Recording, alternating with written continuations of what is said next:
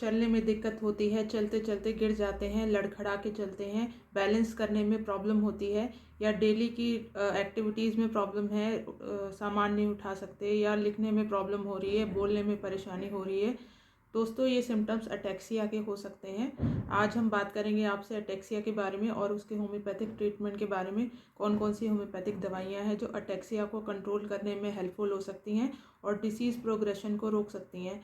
आज हम उनके बारे में जानकारी लेंगे और अटैक्सिया को डिटेल में हम और ज़्यादा गहराई से जानने की कोशिश करेंगे। तो दोस्तों बने रहिए, मेरे इस वीडियो को लास्ट तक देखिए क्योंकि ये वीडियो बहुत इन्फॉर्मेटिव और हेल्पफुल होने वाली है। तो दोस्तों वीडियो को आगे स्टार्ट करते हैं। उससे पहले आप मेरे इस चैनल को लाइक एंड सब्सक्राइब कर दीजिए ताकि मेरे आने वाले नोटिफिकेशंस आपको रेगुलरली मिलते हैं। दोस्तों अटैक्सिया को समझने से पहले आपको जो सेरिबेलम है, यानी कि ब्रेन का जो पार्ट है सेरिबेलम, उसका फंक्शन जानना बहुत ज़रूरी है। तो हम सबसे पहले जानते हैं कि सेरिबेलम का मेन फंक्शन क्या है बॉडी के अंदर। तो फ्रेंड्स ये सेरिबेलम है, this is located at the base of the brain behind the brain stem. ये ब्रेन स्टेम है, इसके पीछे सेरिबेलम होता है। अब इसका मेन जो फंक्शन है बॉडी में वो है muscle coordination and fine motor skills. जितने भी फाइन मूवमेंट्स हैं बॉडी की वो सेरिबेलम कोऑर्डिनेशन देता है। सेरिबेलम से जो सिग्नल आते हैं वो मसल मूवमेंट में और कोऑर्डिनेशन में हेल्पफुल होते हैं। तो फ्रेंड्स हमारी बॉडी में जितने भी नर्व इम्पल्सेस हैं वो हमारे लिम्स से यानी कि हाथों और पैरों से होते हुए स्पाइनल कॉर्ड तक जाते हैं और स्पाइनल कॉर्ड से वो सीधे सेरिबेलम तक पहुंचते हैं। और सेरिबेलम जो इन टर्न वो जो जितने भी मसल मूवमेंट्स हैं उनको कोऑर्डिनेट करता है, यानी कि उनको कंट्रोल करता है और उसको फाइन मोटर स्किल्स में हेल्प करता है।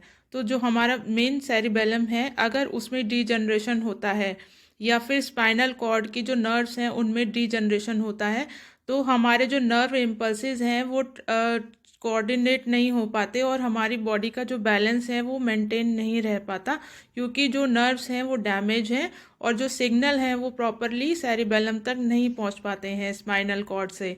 तो उससे जो लॉस ऑफ पोजीशन और बैलेंसिंग सेंसेशन में प्रॉब्लम होना शुरू हो जाता है पेशेंट को। अगर प्रॉब्लम बहुत ज़्यादा बढ़ जाती है यानी प्रोग्रेशन हो जाता है तो अटैक्सिया का तो पैरालिसिस भी हो जाती है, क्योंकि जो नर्व इम्पल्सेस हैं वो यहाँ से सीधा कंप्लीट डिटैच हो जाता है और कंप्लीट इनकोऑर्डिनेशन हो जाता है मसल का और मूवमेंट्स जो हैं वो डिसरप्ट हो जाती हैं बॉडी की सारी।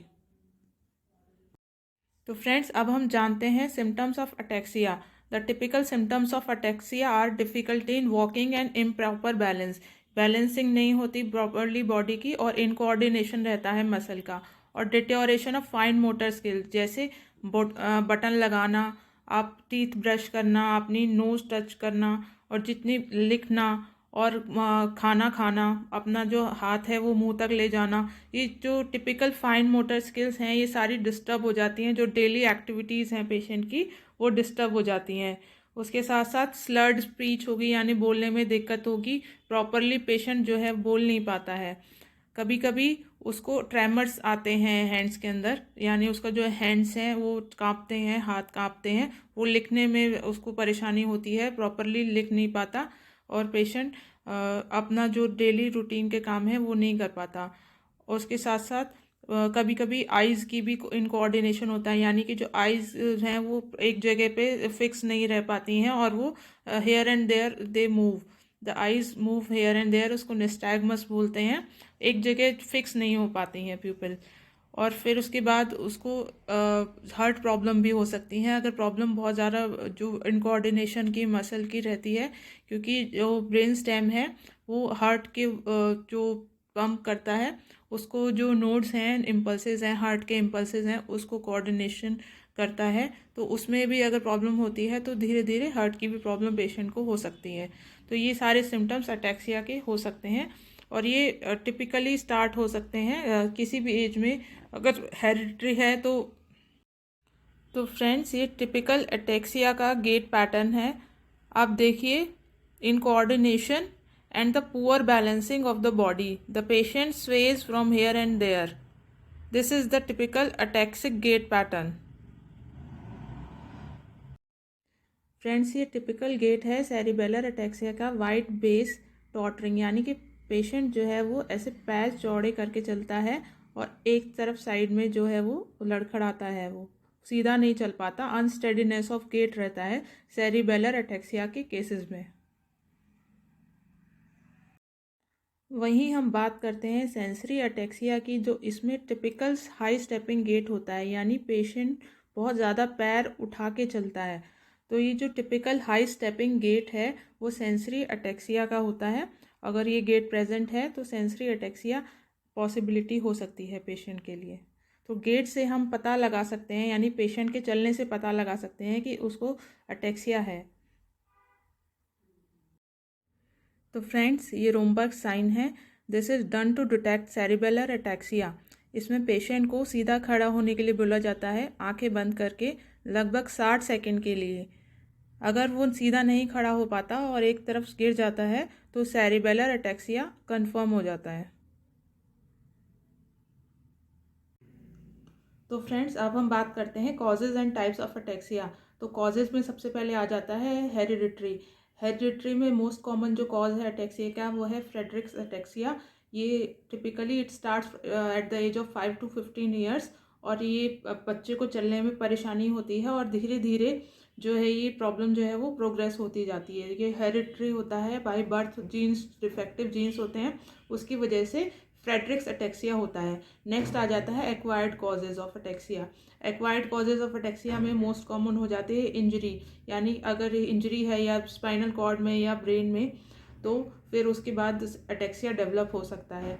उसके साथ अब कभी स्ट्रोक अगर हो गया है, यानी पेशेंट को इस्चेमिक अटैक हुआ है, यानी स्ट्रोक हुआ है, तो उसके बाद भी अटैक्सिया डेवलप हो सकता है।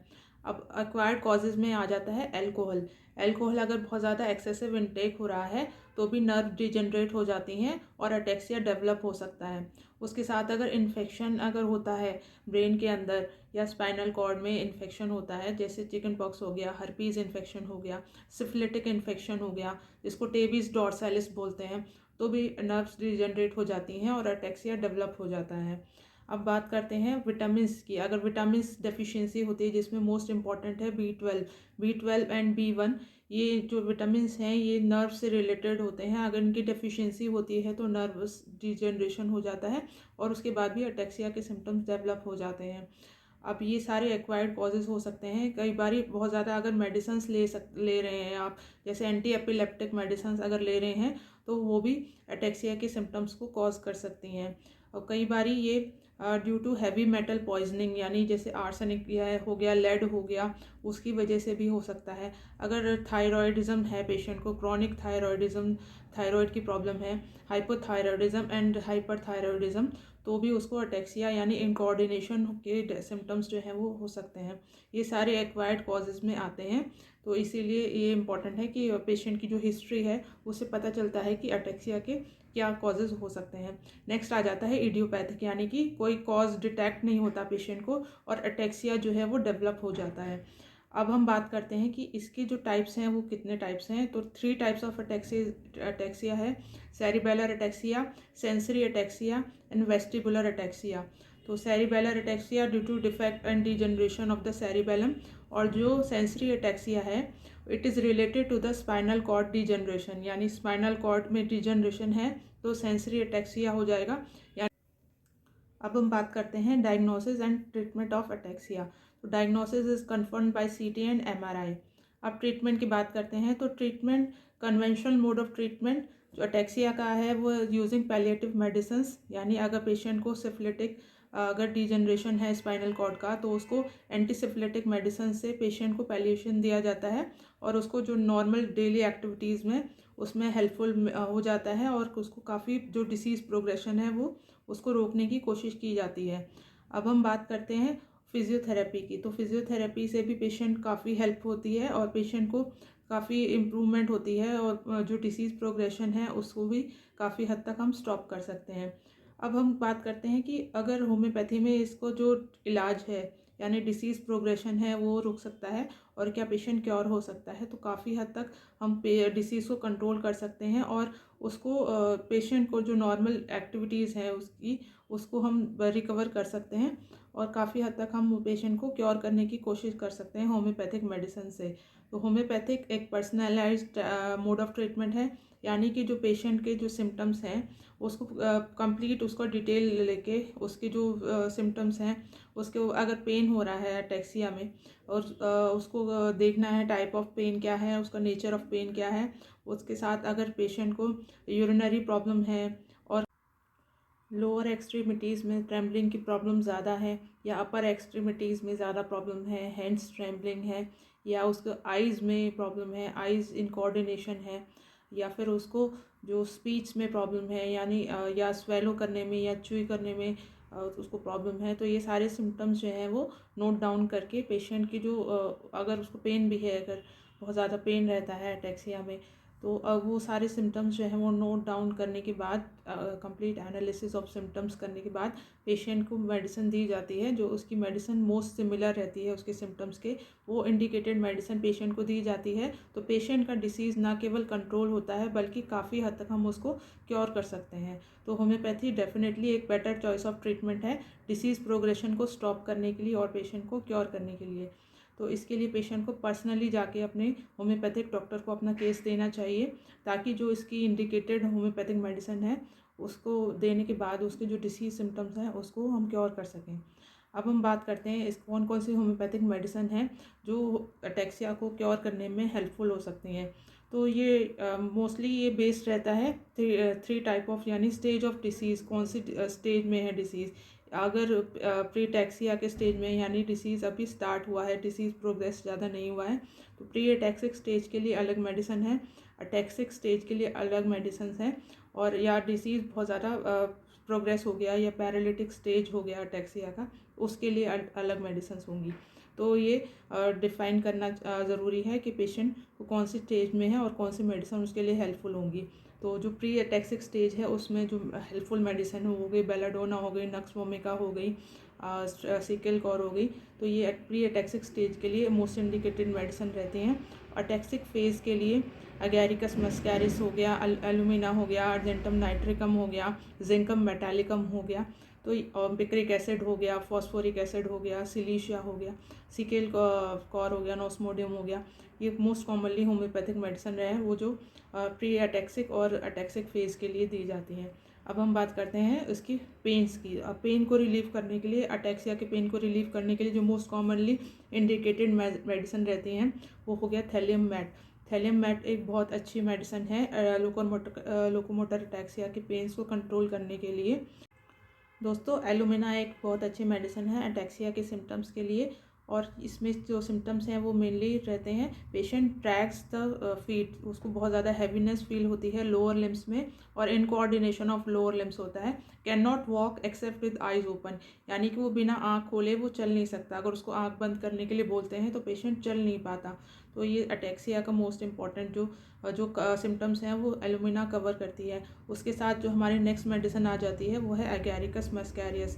तो एगैरिकस भी एक बहुत अच्छी मेडिसिन है अटैक्सिया के लिए। ये ना केवल पेन को रिलीफ देती है, अब इसका जो मोस्ट इम्पॉर्टेंट जो सिम्टम है वो है पेन इन द हील्स। बहुत ज़्यादा पेशेंट को जो उसके तलवे हैं और उसके जो हील हैं उसमें पेन फील होता है, और उसको lightning like burning pain feel होते हैं उसको, जैसे एज ए फ्रोज़न, तो बर्निंग पेन उसको फील होते हैं, जो फ्रॉस्ट बाइट जैसे पेन होता है वैसे उसको पेशेंट को पेन होते हैं।